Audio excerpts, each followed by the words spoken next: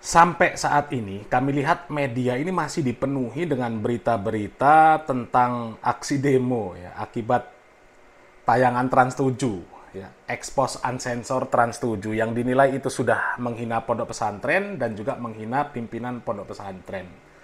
Meskipun ya tidak semua pondok pesantren, tidak semua pimpinan pondok pesantren merasa terhina dengan tayangan Trans 7 tersebut. Karena kalau kami melihat, ya tidak semua ormas Islam memberikan reaksi terhadap tayangan Trans 7 tersebut. Ya artinya, ya mereka nggak bergeming, nggak ngurus gitu loh. Mungkin karena mereka berpikir tayangan Trans 7 tersebut ya nggak bener. Ya, nggak terjadi yang seperti itu di pondok pesantren mereka, jadi ya santai saja. Ya. Mereka nggak takut terkena framing yang seperti itu, karena ya wali santri, masyarakat ya bisa menilai sendiri ya bagaimana pondok pesantren mereka, seperti itu ya. Kemudian kami melihat ada satu video dari channel Seaworld TV. Kalau kita baca thumbnailnya, PBNU kecam Trans 7, tapi 66 santri wafat cuma bilang sabar. Ada gambar pondok pesantren Al-Ghazini, ada tulisan ya Al-Ghazini. Ya kita bisa menebak ya, bisa menebak apa isi videonya. Di sini membandingkan sikap ketua PBNU terhadap kasus Trans 7 dengan kasus musibah yang menimpa pondok pesantren Al-Ghazini. Kalau menyikapi kasus Trans 7 ini, ya, Ketua PBNU mengecam keras, bahkan akan menuntut secara hukum. Ya. Tapi kasus pondok pesantren Al-Ghazini itu hanya meminta keluarga musibah ya supaya sabar, ya korban-korban supaya sabar. Padahal ada 66 santri yang wafat dan juga ada yang cacat seumur hidup. Ya.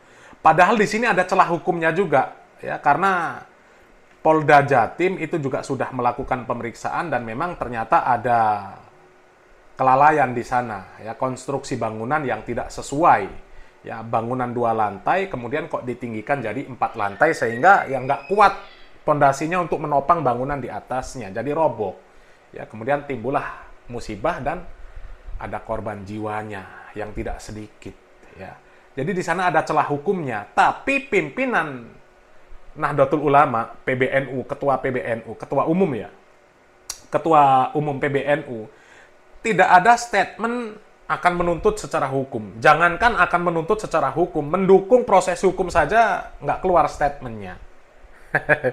Padahal di sana ada, ya sama-sama ada celah hukumnya. Ya. Dan bahkan ada yang melakukan pembelaan-pembelaan bahwa pondok pesantren Al-Ghazini ini jasanya sudah banyak, melahirkan ulama ini, ulama itu, dan sebagainya. Ya, sebenarnya apakah dengan orang yang punya jasa banyak, lembaga yang sudah punya jasa yang banyak, kemudian melakukan kesalahan, bisa dibebaskan?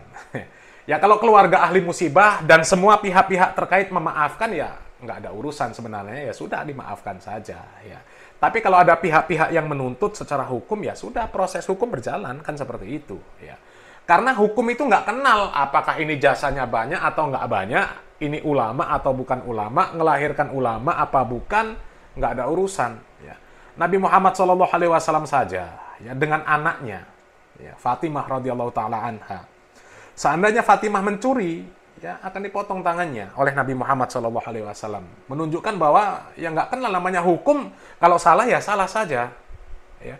Tapi sekali lagi, kalau misal pihak-pihak terkait, ya wali-wali santri dari santri yang meninggal, yang catat, kalau kemudian memaafkan ya sudah.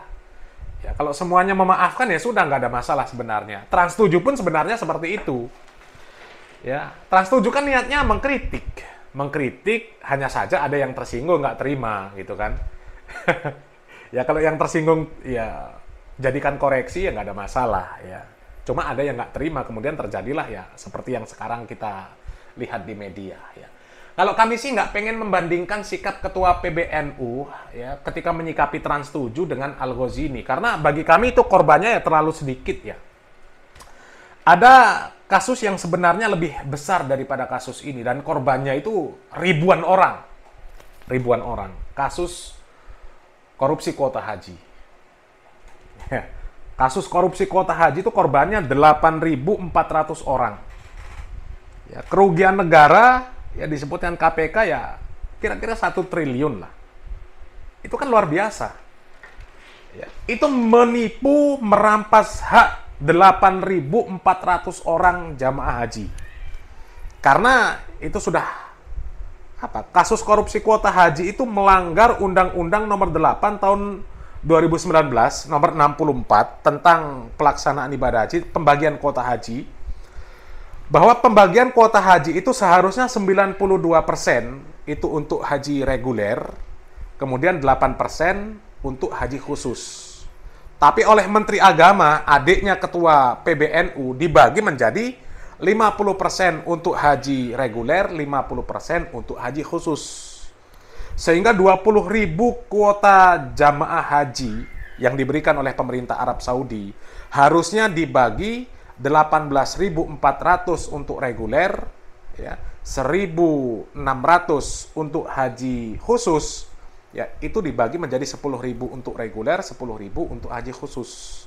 Sehingga ada 8.400 jatah jamaah haji reguler itu yang nggak diberikan. 8.400 dijual untuk haji khusus dengan harga yang fantastis. Bahkan visanya pun yang seharusnya gratis dijual.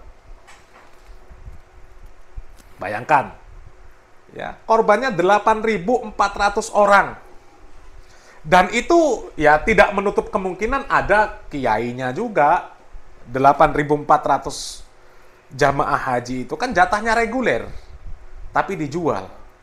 Itu sudah merugikan negara ya sekitar 1 triliun kalau kata KPK. Ya.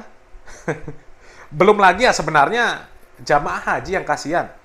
Mereka sudah antri berpuluh-puluh tahun. Ya seharusnya mendapatkan ya jatah untuk berangkat di tahun 2024, tapi karena jatahnya ya dijual, ya akhirnya apa? Akhirnya mereka nggak jadi berangkat haji.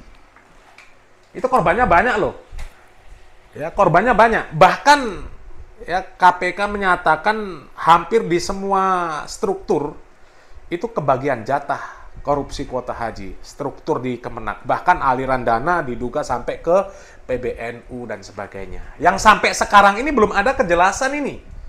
Yang yakutnya sudah dicekal, ya. Dicekal, nggak boleh keluar negeri.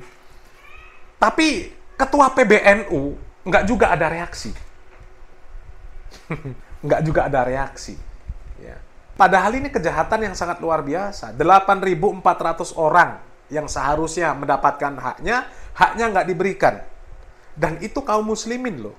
Tamu Allah dirampas haknya. Ya, negara dirugikan triliunan.